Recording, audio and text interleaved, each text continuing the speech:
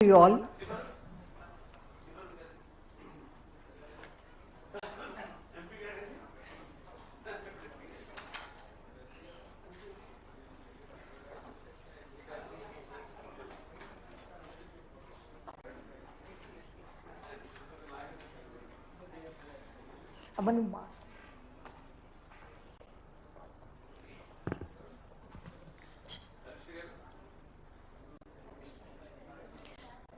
సుమారు 25 సంవత్సరాల క్రితం క్యాన్సర్ మహమ్మారికి సరైన వ్యాధి నిర్ధారణ వైద్యం లేని సమయంలో ప్రపంచ స్థాయి క్యాన్సర్ హాస్పిటల్ స్థాపించి సామాన్యులకు సైతం అందుబాటులోకి ఆధునిక వైద్యం తేవడానికి దివంగత ముఖ్యమంత్రి మహనీయులు శ్రీ నందమూరి తారక రామారావు గారు స్థాపించిన సంస్థ ఇది.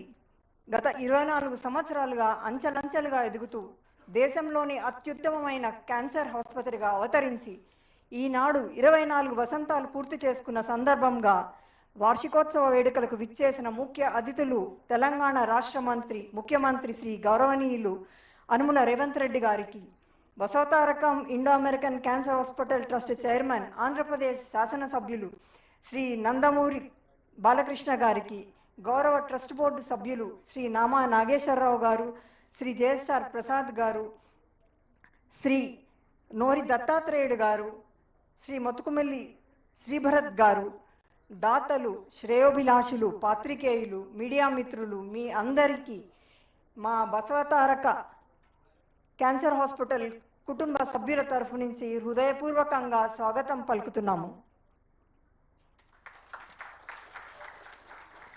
ముందుగా we will start the program with a prayer song by Dr. Susila Kodandapani.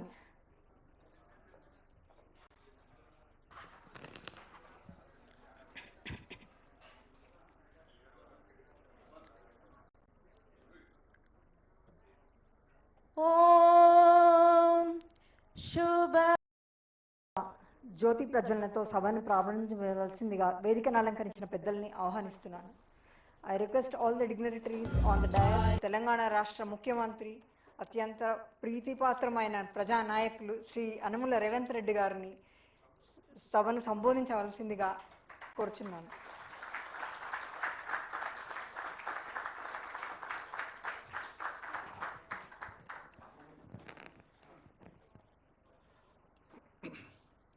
Basavatarakam cancer hospital 24వ వార్షికోత్సవం మా అన్న నందమూరి బాలకృష్ణ చైర్మన్గా ఈ కార్యక్రమాన్ని నిర్వహించి ఈ కార్యక్రమంలో పాల్గొనాలని నన్ను వారు ఆహ్వానించడం జరిగింది. మనస్ఫూర్తిగా వారికి కృతజ్ఞతలు తెలియజేస్తున్నా. ఇది ఒక మంచి అవకాశం నాకు తెలంగాణ రాష్ట్ర ముఖ్యమంత్రిగా. నందమూరి తారక రామారావు గారి ఆలోచనతో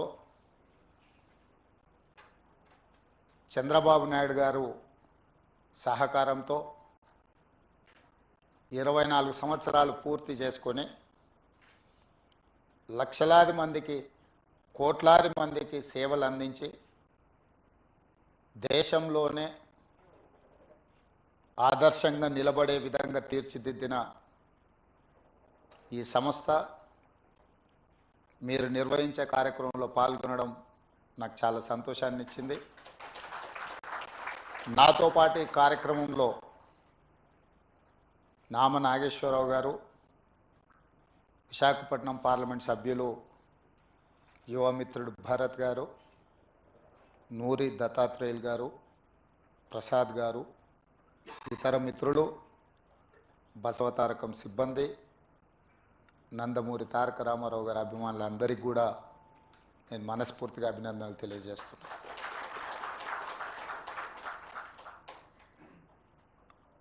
నందమూరి తారక రామారావు గారు తన కుటుంబంలో జరిగిన ఒక విషాదకరమైన సంఘటన, బసవతారకమ్మకు క్యాన్సర్ రావడం ద్వారా వారిని కోల్పోవడం, కుటుంబంలో మనకు అత్యంత ప్రీతిపాత్రమైన వ్యక్తులను కోల్పోతే ఆ బాధ దుఃఖం తెలిసిన వ్యక్తిగా ఇంకెవరికి ఇట్లాంటి బాధ ఉండకూడదు. వీలైనంత మేరకు పేదలకు సేవలు అందిస్తూ వాళ్ళ కుటుంబాలను ఆదుకోవాలన్న ఆలోచనతోటి 1988-89లో ఈ ఆలోచనకు పునాది పడ్డది. ఆ ఆలోచన ముందుకు సాగకపోయినా 2000 సంవత్సరంలో నారా చంద్రబాబు నాయుడు గారు రెండవసారి ముఖ్యమంత్రిగా బాధ్యతలు చేపట్టిన తర్వాత ఆనాటి ప్రధానమంత్రి అటల్ బిహారీ వాజ్పేయి గారిని పిలిపించి ఈ సంస్థను ముందుకు తీసుకెళ్ళాలి, నందమూరి తారక రామారావు గారి యొక్క ఆలోచన సంక్షేమము అభివృద్ధి విధానాలను కొనసాగించాలని వారు పట్టుదలతో ఆనాటి దేశ ప్రధానమంత్రిని ఇక్కడికి రప్పించి ఈ యొక్క గొప్ప అద్భుతానికి పునాది రాయడం జరిగింది. ఆనాటి ఆలోచనను నందమూరి తారక రామారావు గారు నిస్వార్థంగా ఎలాంటి లాభం కానీ ఎలాంటి స్వార్థం కానీ లేకుండా తెలుగు ప్రజలకే కాదు ఈ దేశంలో ఉండే ఎవరికైనా క్యాన్సర్ అంటే ఒక మహమ్మారి, అది ఒక మందు లేని జబ్బు, క్యాన్సర్ అంటే ఒక భయం ఉన్న సందర్భంలో లేదో దీన్ని నివారించవచ్చు, నిలువరించవచ్చు, నయం చేయొచ్చు అనే నమ్మకాన్ని కల్పించడానికి వారు ఒక నిర్ణయం తీసుకొని ఆ నిర్ణయాన్ని ముందుకు తీసుకెళ్తూ ఇవాళ క్యాన్సర్ వచ్చిందంటే కూడా భయపడకుండా హాస్పిటల్స్కి వచ్చి ట్రీట్మెంట్ చేసుకొని పూర్తిగా బాగు చేయించుకొని నవ్వుతూ బయటకు వెళ్ళే పరిస్థితుల్లో ఈరోజు ఈ తెలంగాణ రాష్ట్రంలో హైదరాబాద్ నగరంలో దేశంలో ఉండే వాళ్ళకి ఎంతోమందికి మేలు జరుగుతుంది అని అంటే ఆ రోజు వారు ఏ కళ అయితే కన్నాడో, ఏ విధంగా అయితే పేదలకు సహాయాన్ని అందించాలని వారు ఆలోచన చేసిండ్రో ఈరోజు అది అమలు జరుగుతుంది.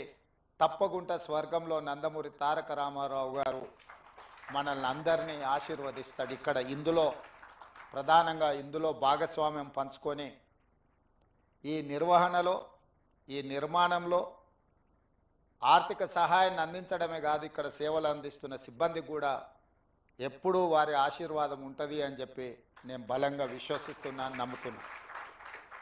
అదేవిధంగా ఈ సంస్థకు సంబంధించిన లీజ్ విషయంలో కానీ ఇతర అనుమతుల విషయంలో కానీ వారు నా దృష్టికి తీసుకొచ్చినంబడే క్యాబినెట్లో పెట్టి తక్షణమే క్లియర్ చేసిన.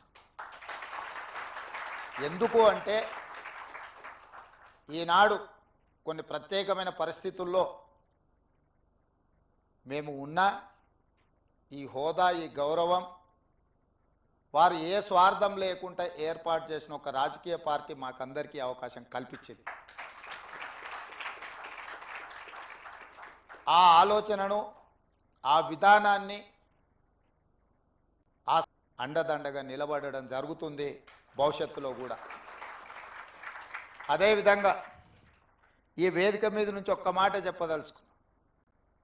మనలో ఉన్న ఆట నైపుణ్యం వెలికి రావాలి, ప్రజల గుర్తింపు జరగాలంటే నైపుణ్యం కలిగిన ఆటగాడితో పోటీ పడాలి అని పెద్దలు చెప్తూ ఉంటారు. ఈరోజు పక్క రాష్ట్రంలో నారా చంద్రబాబు నాయుడు గారు ముఖ్యమంత్రిగా బాధ్యత చేపట్టిన తర్వాత అభివృద్ధిలో, సంక్షేమంలో వారితో పోటీ పడి ఈ రాష్ట్రాన్ని ముందుకు నడిపించే అవకాశం నాకు వచ్చింది.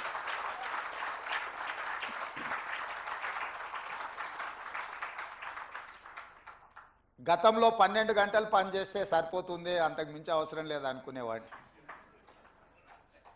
కానీ ఇప్పుడు వారు 18 గంటలు పనిచేస్తే నేను 12 గంటలతో సరిపెడితే కుదరదు. కాబట్టి మా అధికారులకు, మా సహచరులకు మనం కూడా 18 గంటలు పని చేయాల్సిందే.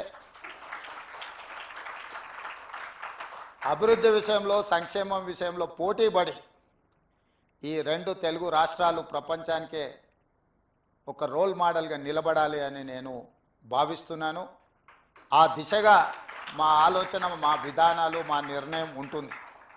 అందులో భాగంగానే తెలంగాణ రాష్ట్రంలో చాలా హాస్పిటల్స్, అంటే ఇది హైదరాబాద్ ఈజ్ ద